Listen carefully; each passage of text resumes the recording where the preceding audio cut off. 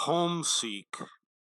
The video game Homeseek is a survival city builder. I believe it is either apocalyptic or future based or something like that. It has, all the elements you would expect from a lot of the city builders. This is an early release version, it's not the full release. I'm going to make some comments on the game. First of all, the graphical interface of GUI is a pain to use. You can't do a lot of mouse movements. You got to hold the mouse button down, and you can't zoom in very far.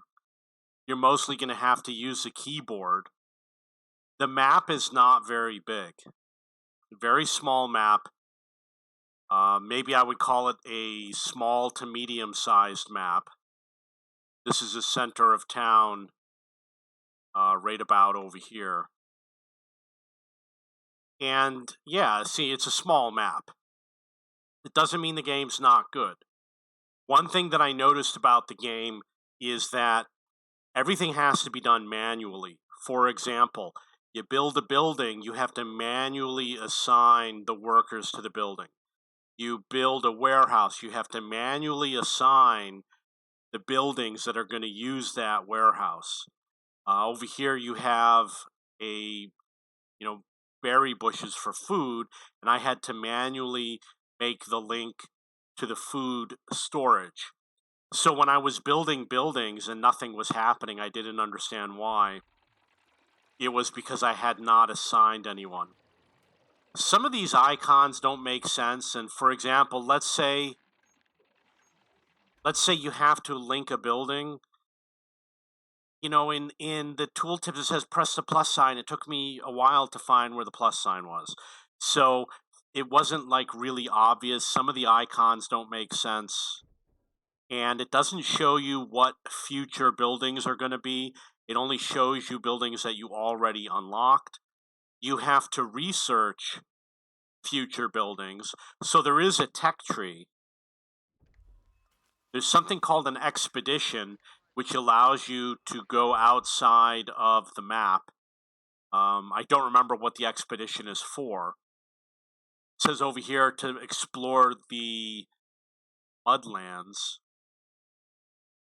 You have food, water. This is the research center, and I really don't understand how this works. I guess these are all the research items. So I'm guessing that the ones that are shown are the ones that I've already researched. And it asked me to research something I didn't know how to do it, and it just said nothing is being researched. And it wasn't as simple as clicking on it. I had to click on water extractor, which was already here. So it doesn't exactly make sense.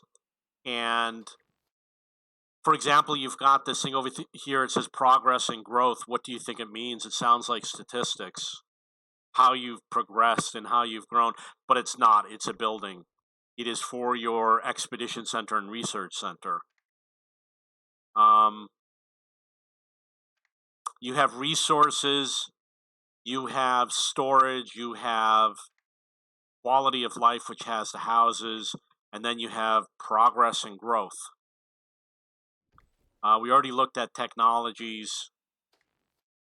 Not that many. It's going to be a basic game. You cannot zoom in that far, so if you're the type of person who wants to really see what the people are doing, you really can't click on people. Oh, actually, you can. Wow, I didn't know that.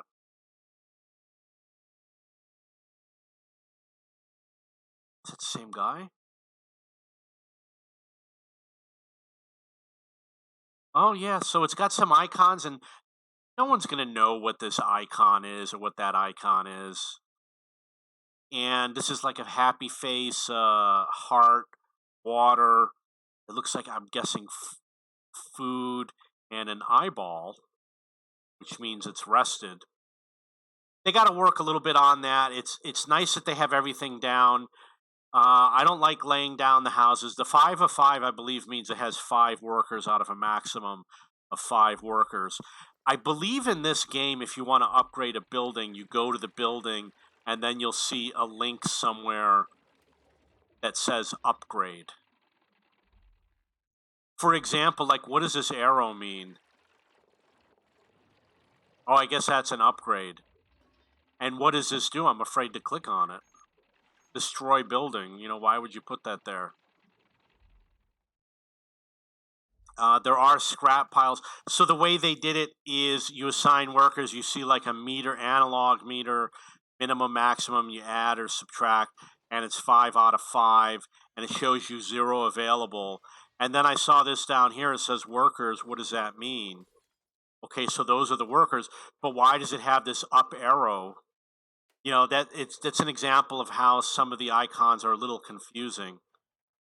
And over here it says 90/H, and I didn't understand what it meant. It works. There is a clock.